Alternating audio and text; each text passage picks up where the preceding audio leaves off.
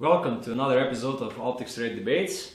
Andras and myself, Taylor, we will talk today about differences between red dot sights which are suitable for pistols and handguns and those which are not. It is a common trend, at least here in Europe, that more and more handgun users are opting for red dot sights to put them on their pistols and revolvers. This is a completely new market which is evolving at the moment, and there is a lot of questions associated with this topic. So Andras, the most common questions that we get on email is which red dots are suitable for pistols and which are not. And let's start with complete basics. Yes.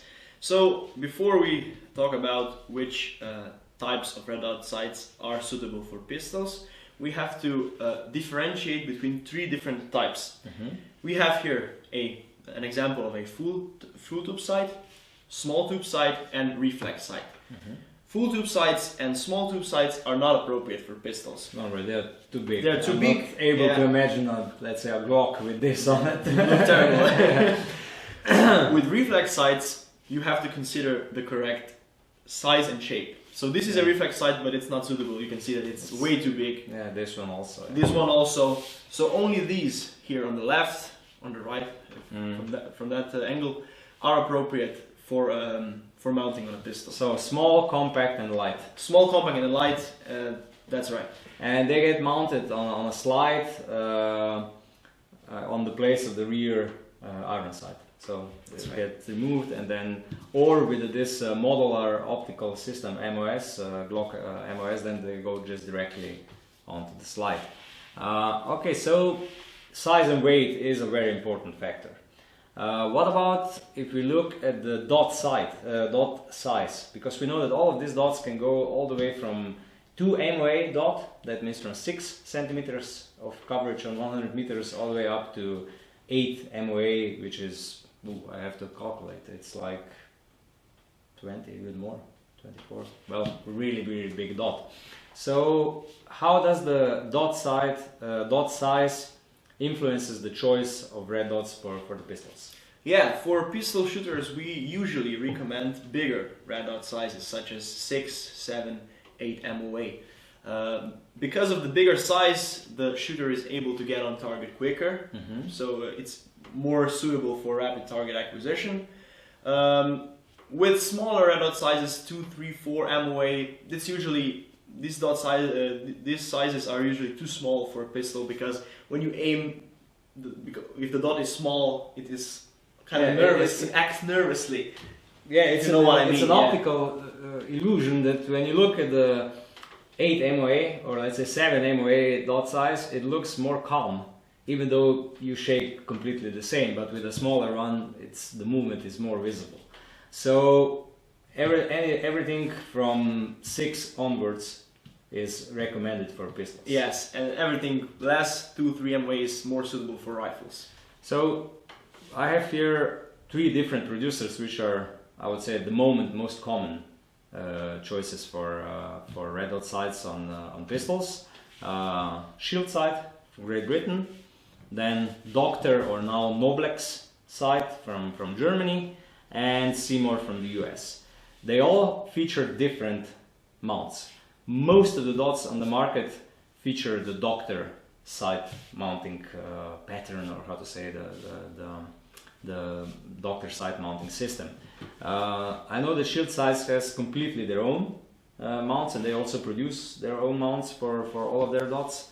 And then Seymour again has completely different solution, which is again, you can buy mounts from them or from other aftermarket providers. Are there any drawbacks with any of these mounting solutions, or are you able to mount any of this dot on any pistol? These red dot sights can mostly be mounted on any kind of pistol, because aftermarket producers, as you said, came up with specific solutions, mounting solutions for a specific pistol. Henneberger, Tony Systems. Yeah, and we have a interesting anecdote about Tony Systems, right? Yeah, well, I would also say at the moment, as far as I see, more or less you can mount any red dot sight on any pistol, you will find a solution, mounting solution, one way or another. The anecdote which you said was the CZ Shadow and Shadow 2, really popular pistols in Europe, and there was no mounting solutions for any of the red dots for the CZ Shadow and Shadow 2, and it was like we received emails almost on a daily basis.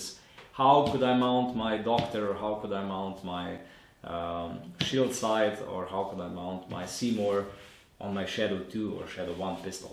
And then the Italians, the Tony System, they made mounts which are even made in a way that you can mount any of these red dots, any of the type, on the same mount and put it on a Shadow 2, let's say, or Shadow 1. So they completely solved this problem. So the last question which I have, what about the recoil? We know that when the slide goes back and front, when you shoot with a pistol, there is really a lot of recoil. Are some dots rated as pistol appropriate and others not, or what is the main, how do you know if a red dot is okay for the pistol or not? Yeah, when a red dot sight is mounted on a pistol, naturally it will take a lot of pressure, a lot of recoil. So the thing that we recommend is that when you purchase a red dot sight, you have to check whether the manufacturer guarantees that the red dot sight can withstand the recoil of a pistol. This is what we recommend. Well, in basic, it goes like this: the cheap red dots, those which come from China or from somewhere, they're mostly not pistol rated, so they will fail. On this more expensive red dots, there are manufacturers like Seymour or Shield which produce dots only for pistols, so all of their dots are pistol approved. While with Noblex, you have some series which are made specifically for pistols, like this IPSC series, which is they reinforced all the parts inside, and the dot is on the outside, it looks completely the same, but on the inside it's made a little bit different. So it's more suitable to withstand recoil of a pistol. And then they have other models which are more for rifles and for other applications. I think this is more or less everything what I had. If you forgot any of the questions, please use comments. We will get back to you with a reply. If you liked our video, please subscribe to our YouTube channel, and see you next time. See you next time. Bye.